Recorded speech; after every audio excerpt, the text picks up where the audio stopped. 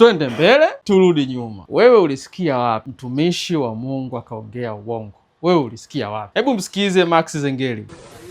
Kisema nijibu hapa, yani naweza kukosea watu wengine, lakini Yanga ya mwaka wangu wa kwanza na labda ya mwaka huu kidogo kuna utofauti mkubwa kwenye ubora wa wachezaji. Basi hapa kuna mtu atabisha. Kuna sehemu sio bora. Kuna wachezaji ambao sio bora. Siwezi kusema hivyo kwa sababu mimi mwenyewe ni mchezaji. Au wewe mwenye Yanga yako uioni jinsi inavyoenda? Ili ule ubora wa msimu wa kwanza wakati unajiunga na Yanga urudi tena. Wewe unajua? Kwani wewe hujui? Wewe si unajua? Si unajua? Unajua kitu gani kinatakiwa kifanyike?